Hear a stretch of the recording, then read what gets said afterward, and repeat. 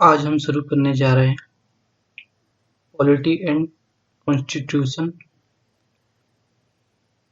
उसमें हम देखते हैं पॉलिटी को जो है सामान्य भाषा में सरकार कहते हैं और कॉन्स्टिट्यूशन संविधान जिसमें मूल नियम है हमारे। पॉलिटी एंड कॉन्स्टिट्यूशन के लिए एक देश का होना जरूरी होता है, क्योंकि जो पॉलिटी है सरकार देश की होगी और संविधान भी एक देश का होता है। और देश होने के लिए जरूरी होता है कि वहाँ पे एक जनसंख्या हो, क्षेत्र हो, एक गवर्नमेंट हो, वो जो देश हो वो संप्रभुता रखता हो, सॉवरेन कंट्री हो जिस पर किसी का दबाव ना हो, वो अपने डिसीजन खुद ले सकता हो, किसी के दबाव में डिसीजन ना ले। तो ये एक देश होने के लिए, नेशन होने के लिए जरूरी होता है। अब आते हैं, देखते हैं सरकार, गवर्नमेंट। तो गवर्नमेंट जो है हमारे भारत देश में बात करें तो यहाँ पे हमारी गवर्नमेंट काम करती है संघात्मक व्यवस्था में। हमारे देश में जो सरकार है वो राज्यों के संघ से चलती है, यानी हमारा देश राज्यों का एक संघ है, जो हमारे संविधान में भी बोला गया है। जब हम संविधान पढ़ेंगे तो इसके बारे में जानेंगे। तो स्टेट गवर्नमेंट राज्य सरकार अलग होती है और संघ सरकार केंद्रीय सरकार अलग होती है, लेकिन ये दोनों एक ही तरह काम करती हैं। लेकिन सभी राज्यों की जो सरकार है उनको केंद्रीकृत करने के लिए केंद्र सरकार बनाई गई है। तो ये दोनों जो हैं वो इंडिपेंडेंट होती हैं। केंद्र सरकार अपना अलग काम करती है, राज्य सरकार अपना अलग काम करती है। लेकिन कुछ मामले में क्योंकि सभी राज्य एक साथ जुड़े रहें तो उसके लिए केंद्र को कुछ विशेष शक्तियां दी गई हैं, इन्हें हम आगे पढ़ते जाएंगे। फिर उसके बाद आती है हमारी लोकल गवर्नमेंट, यानी कि गवर्नमेंट के 3 स्तर होते हैं। पहला यूनियन गवर्नमेंट, संघ सरकार, केंद्रीय सरकार। दूसरा स्टेट गवर्नमेंट, राज्य सरकार। तीसरा हमारी लोकल गवर्नमेंट, जो स्थानीय सरकार होती है, जो जिला स्तर पर जो सरकार काम करती है वो लोकल गवर्नमेंट होती है। लोकल गवर्नमेंट स्टेट गवर्नमेंट के अंडर में काम करती है। उसके लिए जो नियम बनाने हैं, कानून बनाने हैं, वो स्टेट गवर्नमेंट बनाती है। आइए ग्राफ से कुछ समझने की कोशिश करते हैं।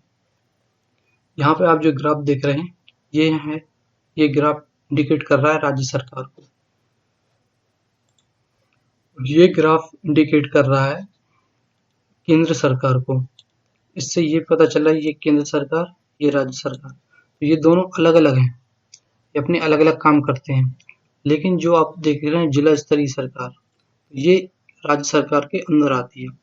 इससे आप और बेहतर तरीके से समझ पाएंगे।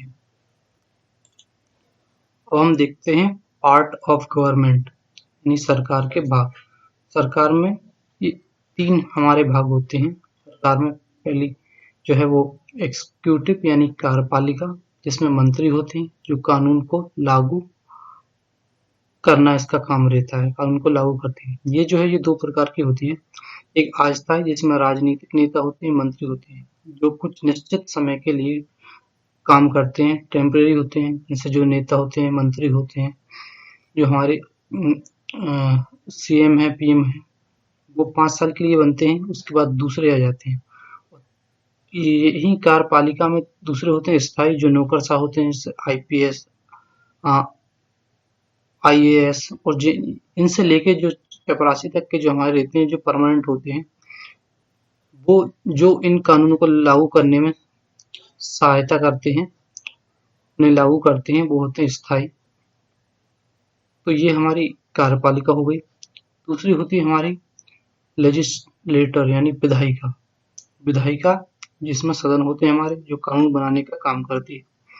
सदन में सेंटर में हमारे 2 सदन होते हैं। इसी तरह राज्य सरकार में भी 2 सदन होते हैं।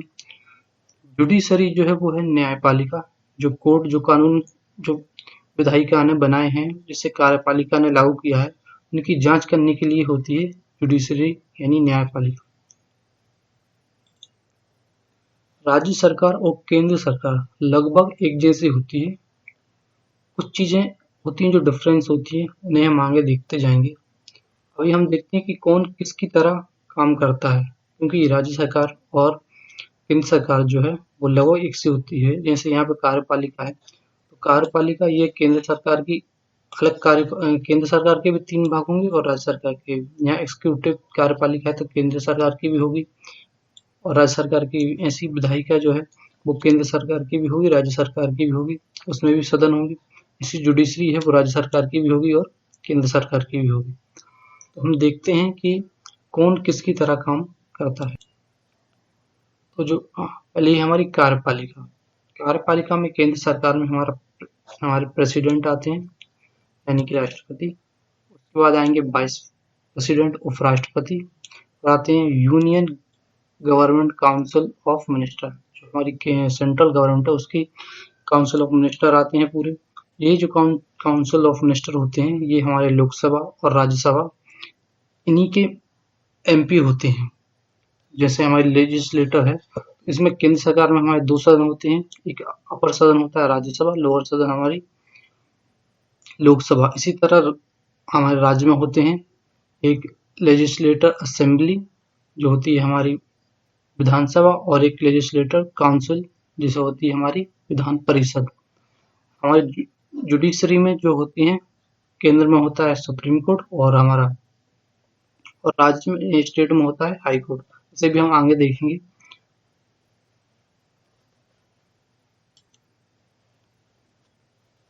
तो केंद्र सरकार में जिस तरह प्रेसिडेंट काम करता है उसी तरह जो है राज्य सरकार में गवर्नर काम करता है। क्योंकि लेकिन जो गवर्नर है उसको अपॉइंट कौन करता है? अपॉइंट करता है प्रेसिडेंट। वो एक प्रेसिडेंट का एक कर्मचारी होता है जो राज्यों को संभालता है, उसे अपॉइंट करता है। तो हम देखें तो सिमिलरली जिस तरह प्रेसिडेंट काम करता है केंद्र सरकार में, उसी तरह काम करता है राज्य सरकार में governor. Vice president vice president है केंद्र सरकार में, लेकिन राज्य सरकार में वाइस गवर्नर का कोई पद नहीं। उसके बाद union government council of minister, ये हमारी केंद्र सरकार में। इसी तरह राज्य सरकार की ये भी अपनी काउंसिल ऑफ मिनिस्टर होती है, इसमें उसके विधान परिषद और विधानसभा के मेंबर होते हैं। अब आते हैं विधायिका में, देखते हैं। तो विधायिका में होता है पार्लियामेंट, संसद, जिसमें केंद्र सरकार में होती है लोकसभा, राज्यसभा और प्रेसिडेंट। इसी तरह राज्य सरकार में देखें तो उसमें होती है विधानसभा, विधान परिषद और गवर्नर। गवर्नर किसकी तरह काम करता है? प्रेसिडेंट की तरह। तो ये लगभग सेम होता है।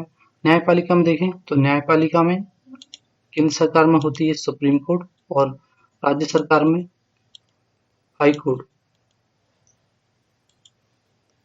अब देखते हैं काउंसिल ऑफ मिनिस्टर। हमारी काउंसिल ऑफ मिनिस्टर होती है मंत्री परिषद, राज्य सरकार की और केंद्र सरकार की दोनों की अलग अलग होती है।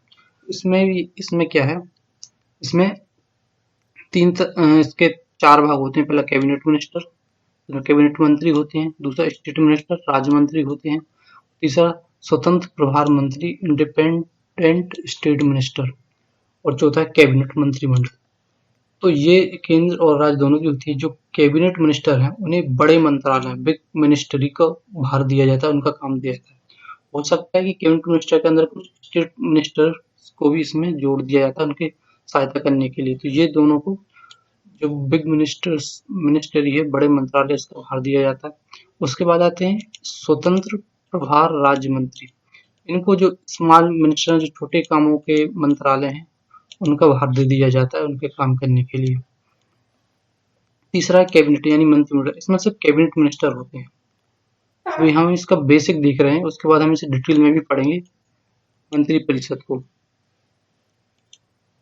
अब ग्राफ से देखते हैं तो देखिए, जैसे ये है हमारा, ये इंडिकेट कर रहा है कैबिनेट मिनिस्टर को।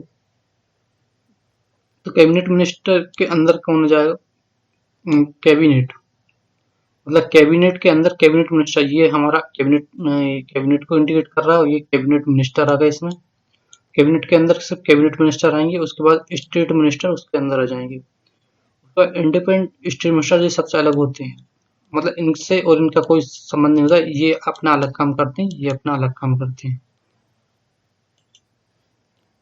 स्टेट काउंसिल ऑफ मिनिस्टर के जो एमपी होते हैं, या तो वो ये होंगे अपने विधानसभा की या विधान परिषद की, यानी लेजिस्लेटिव असेंबली या लेजिस्लेटिव ऑफ काउंसिल।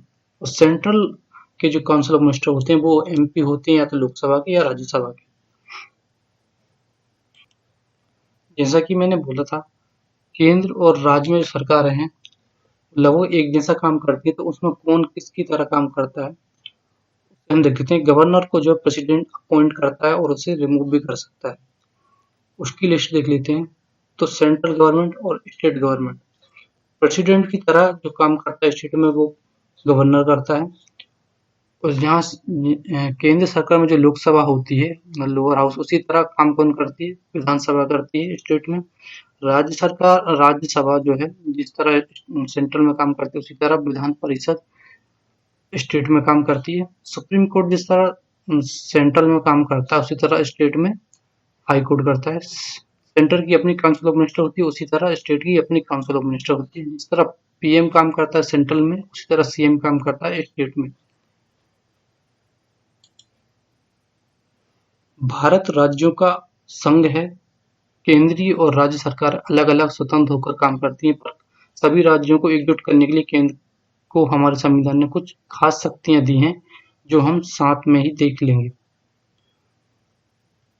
तो ये हमने बेसिक देख लिया अभी, हमारी सरकार किस तरह काम करती है। इसके बाद हम आगे देखेंगे प्रेसिडेंट और गवर्नर, जो हमारा नेक्स्ट पार्ट होगा, हम उसमें देखेंगे।